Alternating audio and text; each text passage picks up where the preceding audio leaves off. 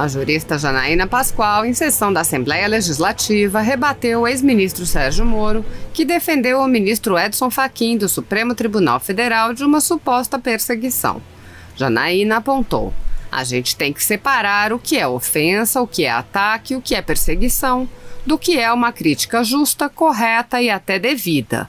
Nós precisamos falar com todas as letras que a decisão do ministro Fachin foi tecnicamente, juridicamente equivocada e é uma decisão inaceitável à luz do direito. Assista. Bem, já que eu tenho um tempo extra, eu acredito que eu tenha falado a todos os veículos de imprensa, mas não falei sobre o tema aqui na tribuna.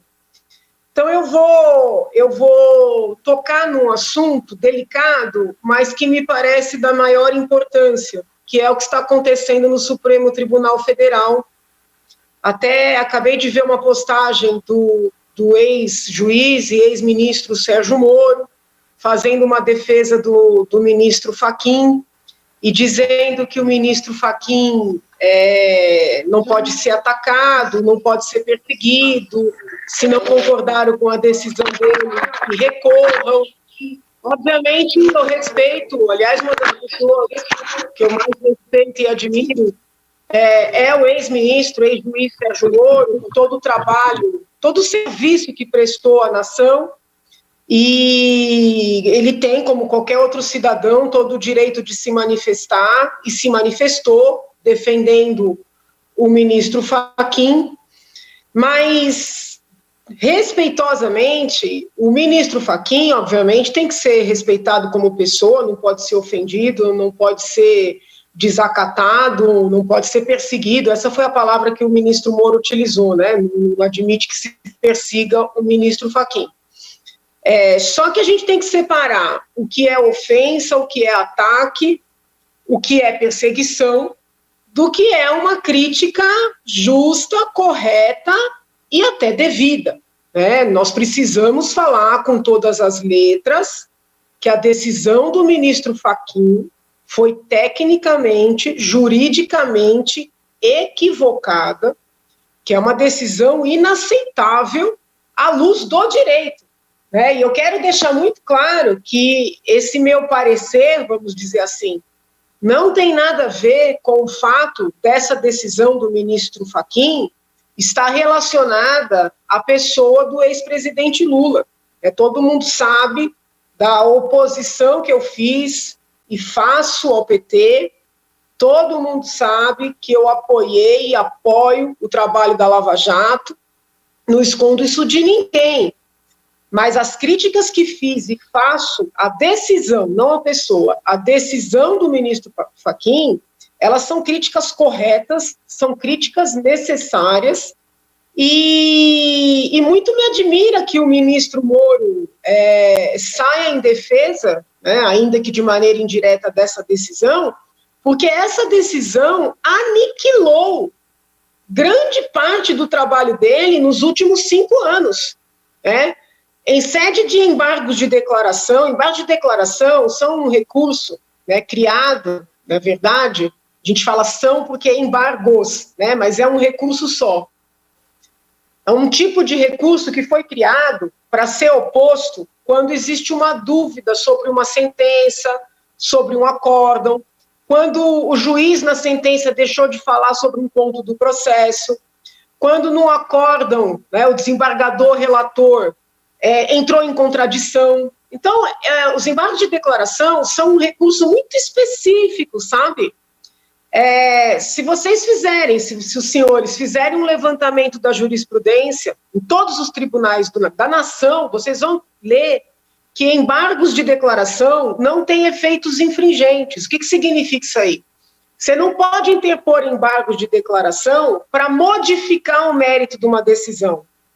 No caso da decisão do ministro Fachin, por incrível que possa parecer, ao julgar embargos de declaração, ele anulou integralmente 4 processos. Ou seja, não é que ele alterou uma decisão, não é que ele mudou uma sentença ou um acórdão, ele anulou 4 processos.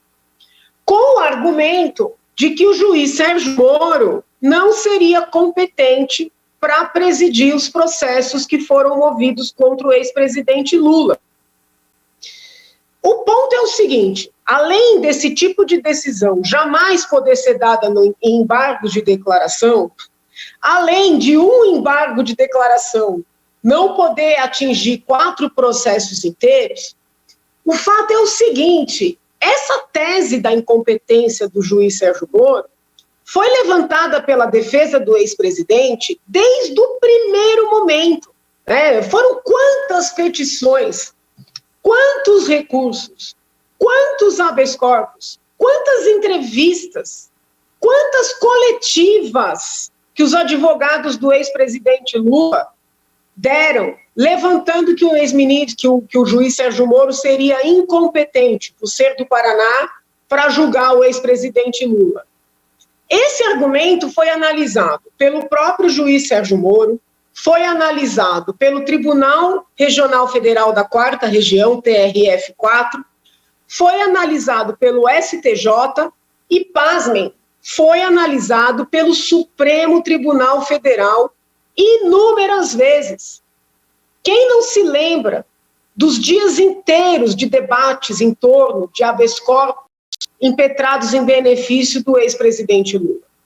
Como é que pode um ministro que foi e é presidente da Lava Jato no Supremo dar uma decisão declarando o principal juiz da operação incompetente 4 anos depois dele próprio ser relator? 5 anos depois da operação se iniciar. Como é que pode? Quer dizer, então, que esse ministro não viu o que ele julgou antes? Quer dizer, então, que esse ministro não sabia? Ou ele errou por 4 anos, ou ele errou no dia que ele anulou os 4 processos. Então, é impossível, né, que um cidadão olhe para essa situação e não se intrigue. Se esse cidadão for formado em direito, né, tiver atuação na área do direito, sobretudo a área penal, que é o meu caso, ele não tem direito de ficar calado.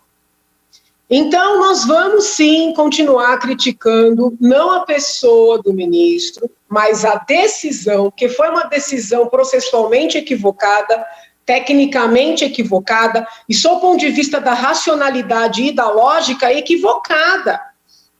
Porque se ele tivesse tido contato com esse caso pela primeira vez, ele até poderia dizer: nossa, entendo que é incompetente, mas são 5 anos que ele tem contato com esses processos como julgador, 4 anos como relator, porque ele herdou esses processos do falecido ministro Theory. Para além das críticas justas na seara do direito, existe uma crítica referente ao impacto que uma decisão dessa natureza tem na sociedade brasileira e tem no mundo. Na sociedade brasileira, uma decisão dessa gera descrença na justiça, porque quer dizer, então, que todos esses magistrados, todos esses procuradores, todos esses policiais, todas essas decisões não valeram nada? Numa canetada se mata tudo?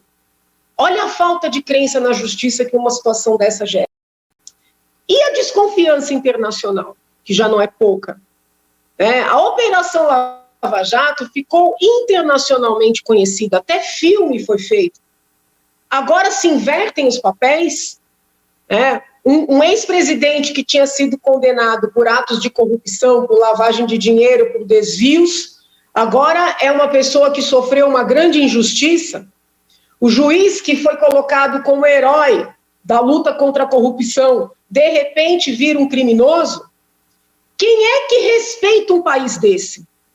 Quem é que internacionalmente respeita um país em que o ministro que avalizou toda a existência de uma operação por 5 anos, de repente dá uma decisão dizendo que estava tudo errado, eu estava errado.